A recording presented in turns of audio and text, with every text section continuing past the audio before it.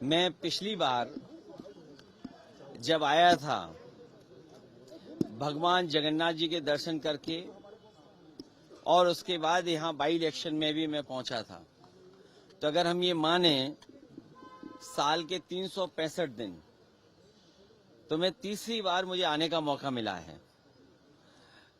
और उस समय जब बाई इलेक्शन था तो मैंने एक बात मंच के माध्यम से जनता के बीच में रखी थी कि हम पीडीए का पेड़ लगाने आए हैं और हमें उम्मीद है उड़ीसा की जनता, जो उनका पुराना समाजवादी आंदोलन रहा है जिसमें नेताजी और यहाँ के बहुत बड़े नेता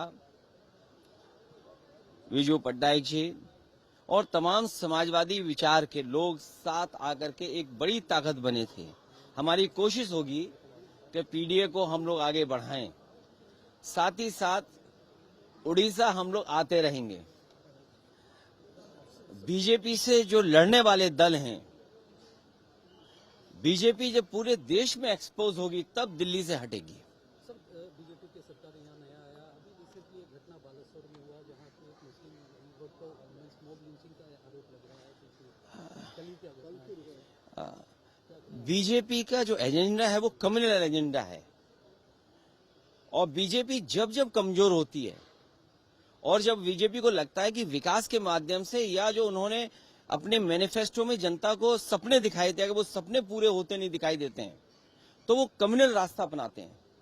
कहीं भी देखेंगे आप तो बीजेपी जब कमजोर होती है या जो उन्होंने मैनिफेस्टो में जनता को वादे पूरे करने की बात जो रखी होती है अगर पूरा नहीं कर पाते हैं तो वो कम्युनल रास्ता अपनाते हैं। इसीलिए समाजवादी पार्टी डिवीजन की पॉलिटिक्स नहीं करना चाहती है, हम सबको जोड़ के राजनीति करना चाहते हैं। यही विजन जो कार्यक्रम जगह जगह कर रहे हैं, डिवीजन की पॉलिटिक्स खत्म हो, लोगों को जोड़ के एक साथ चलने की पॉलिटिक्स हो। बीजेपी सालों से राज था वो हटेगा। बीजेपी से सीखने को भी बहुत कुछ है।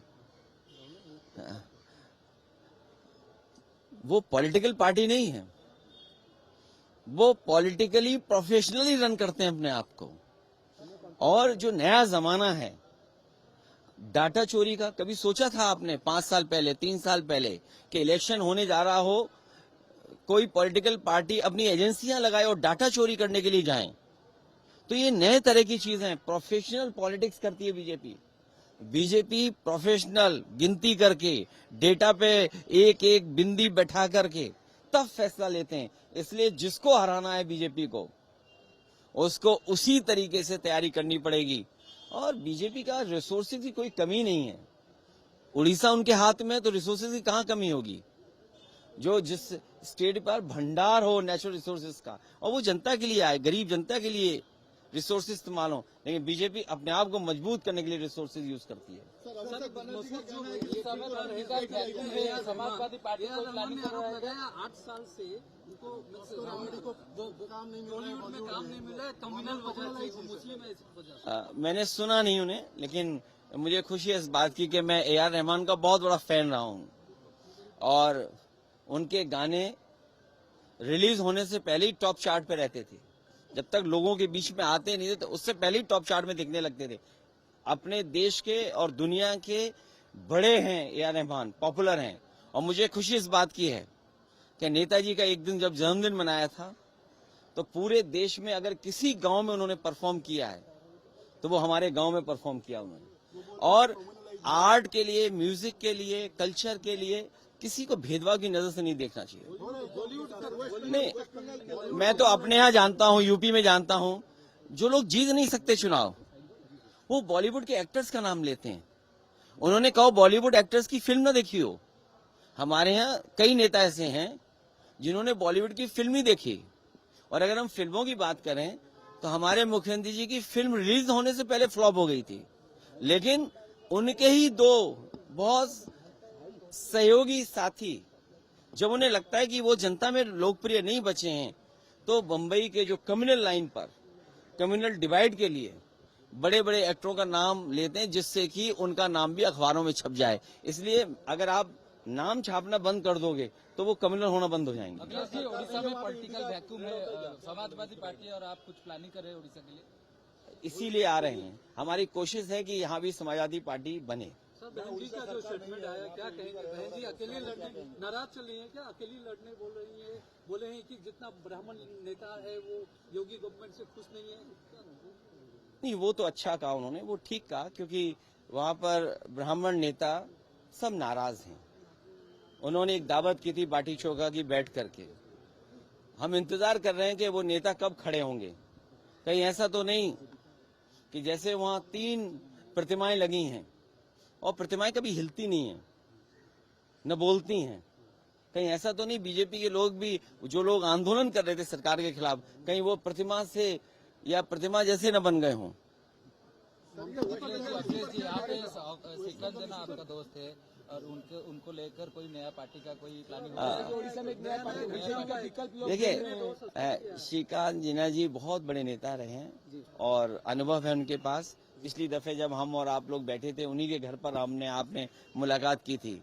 हमारी इसी तरह कोशिश रहेगी कि हम लोग मिल करके कोई रास्ता निकालें, जिससे अभी कह पाना मुश्किल है, लेकिन कोई ऐसा रास्ता निकले जहां पर बहुत सारे लोगों की जो न्याय नहीं मिल पा रहा, जिनको हक नहीं मिल पा रहा। संविधान हमें कहता है कि हमें इनको हक देना है, लेकिन हक नहीं मिल पा रहा है। उस दिशा में हम लोग मिलकर के जरूर बात करेंगे। अभी तो पार्टी बनाना है और फिर अलायंस करना है।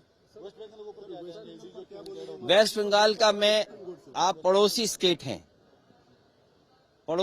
हैं, सब जानकारी आपको होगी और ये जानकारी बीजेपी को भी है कि बीजेपी वहां हार रही है, ममता जी जीत रही हैं। आप बताइए नाराज कौन होता है? जो हारता है। आप बताइए ईडी का काम क्या है? डेटा चुराने का है क्या? ये नया जमाना, इसलिए मैंने कहा कि बीजेपी बहुत फोकस्ड है। वो डेटा चुराने गए थे। डेटा क्यों चाहिए आपको? दूसरी पॉलिटिकल पार्टी का क्यों डेटा चाहिए? और हम तो वो लोग हैं जो डेटा पे चिल्ला रहे हैं, इलेक्शन कमीशन को कह रहे हैं कि बेईमानी रोको यूपी में, लेकिन डेटा कैसा आ रहा है यूपी में? आप सोचिए क्या एसआईआर आपके यहाँ हुई नहीं हुई मुझे नहीं पता, लेकिन एसआईआर जो हमारे यहाँ हुई और जो एसआईआर की प्रोसेस चल रही है उसमें दिल्ली के डेटा में और यूपी के डेटा में, एक राज्य निर्वाचन आयोग के डेटा में और भारत सरकार का जो एसआईआर हो रहा उसके डेटा में लगभग 5 करोड़ का डिफरेंस है। और तब जब बीएलओ एक है तो सोचिए कितनी बड़ी डेटा की हेराफेरी कर रहे हैं। वहां ईडी नहीं भेज रहे, वहां भी भेजे ईडी, राज्य चुनाव आयोग के वहां पर भेजे ईडी। और ईडी को किसने नहीं देखा? पूरे महाराष्ट्र के नेताओं के खिलाफ ईडी थी, सीबीआई थी, इनकम टैक्स था। कोई नेता हमें बता दो महाराष्ट्र का जिसके खिलाफ ईडी सीबीआई इनकम टैक्स नहीं थी। एक नेता का नाम हमें बता दो।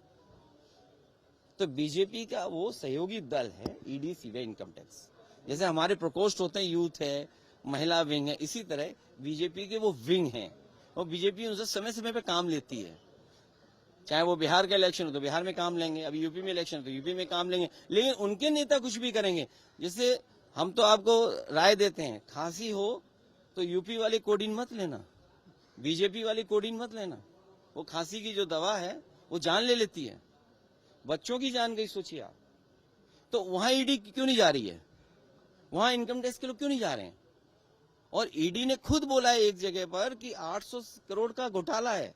800 करोड़ तो प्राइमरी उसमें इंक्वायरी में दिख रहा है।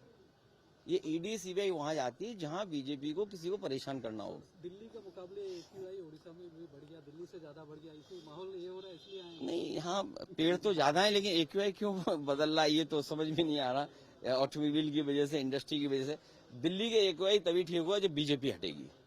बीजेपी यहाँ पे ट्राइबल सेल को देके सोशल जस्टिस इम्प्लीमेंट किए है। इंडियन इकोनॉमी को प्रेज किया है, ये ग्रोथ इंजन है, रिमार्केबल है। देखिए आईएमएफ ने पहले क्या कहा था, इससे पहले भी कुछ कहा था।